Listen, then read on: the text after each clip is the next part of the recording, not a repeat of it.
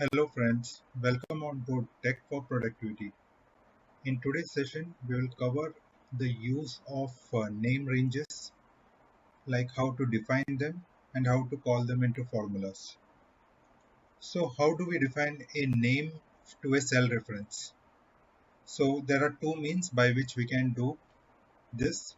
One is using the name manager, which is found under formulas tab, and the other way is to directly use the name box to type in the required name reference. So let's see the first method where we can use the name manager to define the name. So there are different ways. Now there are different things that we need to take care of. So when creating the name using name manager, Excel suggests a suitable name by using the data from the left adjacent or top adjacent cells if these cells contain some text content. The defined name can also be referred in the name box. So in the first example, if we select F3, the adjacent cell E3, we have one test. So when we click on name manager and ask to define a new name, it will suggest a name as underscore one test, which is quite similar to one test. Since name manager doesn't support names to begin with a numerical digit, it substitutes an underscore as the first character and uses the rest of the text. Okay, now in this we can define, when defining using a name manager, we can define the scope. Scope is nothing but where you can call the formulas, call these name into the formulas from. So if we define the scope as workbook, from the entire workbook, here in this case my workbook has 3 sheets, so this particular name can be called from any of these sheets if I am using workbook as the scope. If I say sheet 1 and save it, then this particular name can only be called from sheet 1. So if you see, when I am selecting this, I can see the name which is already defined for this cell. So if I take the cursor to any other cell and select the drop down, what all names are defined in this sheet or workbook, then I can see underscore one test is already defined. And when I select it, it moves to the defined cell. Okay. Similarly, if I go to sheet 2 and if I go and select the drop down, I don't see anything because the scope was limited to sheet 1. So that is how the scope works. So in the next example, I am having 1, 2, 3 written in the cell. So if I use the name manager in this case, it will not suggest me anything because it is a pure numerical and not in text format. So when I select on new, it is not suggesting me a name. Now here the user can go and define an appropriate name. Like I can substitute it by underscore initially and then 1, 2, 3, and then I can save it. Now this is defined for a workbook as a scope. So while creating the name using a name manager, I have a power to define the scope initially. I cannot re-edit it. If I need to re-edit it, then I will have to go and delete it and then recreate it by taking care what the scope should be.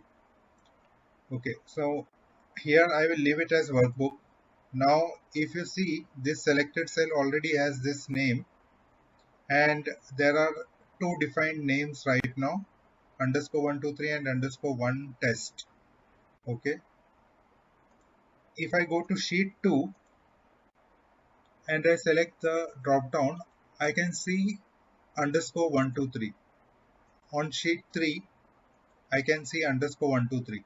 If I select this, it will move to the defined cell reference from whichever sheet within the workbook.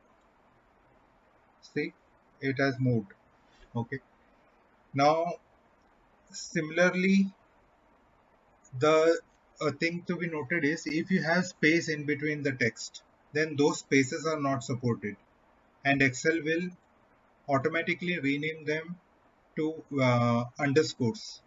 So let us try in this case creating a new reference. Now it has replaced the space with underscore. Let us save this as workbook. Let us also create for the same. Now this is without space, but the matter is the same, like format date, but the characters are different. So Excel now makes it as a one word, from date.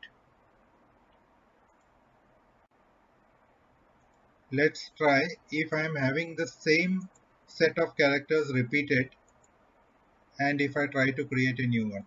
Now what Excel does is it will leave it to the user to name it. It will leave it blank. So let us define it as underscore from date.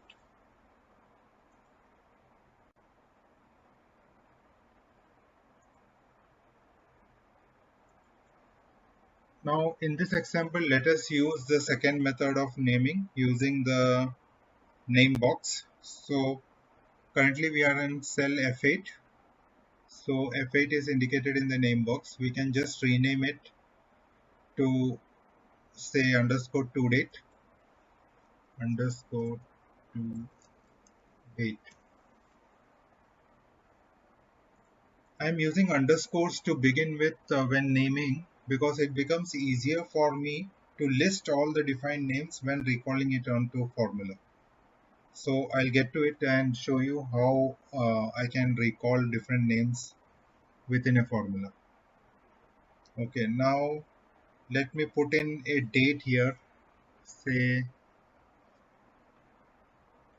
5th of Jan 2022, and let me put the to date as 6th of Jan 2022. Okay, so how can we use uh, this names, define names into a formula? So we can use it like when we put an equal to sign, and if I want to call the to date, I'll just write underscore because I have used underscore to define it.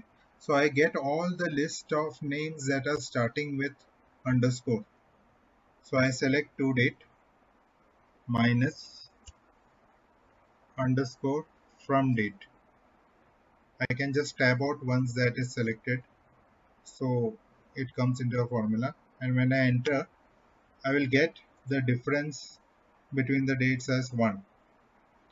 So this is how I can use the name ranges into formula, and defining it with to begin with underscores makes it easier to be recalled in names and identify these are the name ranges. So we can also define multiple names to the uh, same cell reference. So we have defined F8 as underscore to date. I can also define it as underscore X. I'll just write underscore X and press enter. Still I can see the cell reference still maintained as underscore to date because alphabetically underscore to date comes first. So if I look at the drop down, I can still see underscore X, and if I select it, the selection remains on F8. Okay, I can go further and say it as underscore A. So now that is retained as underscore A because underscore A comes alphabetically first in the order. So I have underscore A, underscore to date, and underscore X. All three names referring to the same reference. And when I'm using the name box, the default scope remains as workbook. So underscore A scope is workbook. The cell reference is F8 on sheet 1. Underscore to date cell reference is F8, scope is workbook. Underscore X cell reference is again F8 on sheet 1 and the scope is workbook.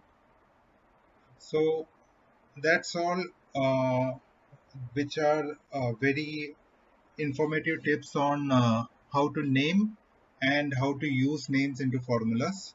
In the next session, we will come up with some other function of Excel. Till then, if you like the video, please like and share it with your friends, and do subscribe if you are visiting it for the first time. Thank you.